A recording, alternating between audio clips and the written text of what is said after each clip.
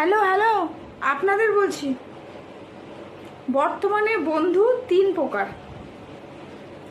এক প্রকার আয়ুর্বেদিক বন্ধু, দ্বিতীয় নম্বর অ্যালোপ্যাথিক বন্ধু, আর তৃতীয় নম্বর হোমিওপ্যাথি বন্ধু।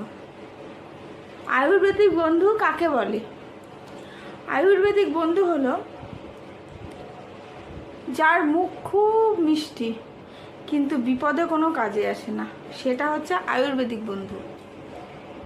এবার আসছি অ্যালোপ্যাথিক বন্ধু। অ্যালোপ্যাথিক বন্ধু কাকে বলে? যে সমস্ত বিপদে কাজে লাগে কিন্তু মাঝে মাঝে সে নিজেও বিপদ ডেকে আনে। ঠিক আছে, এবার আসছি হোমিওপ্যাথি বন্ধু।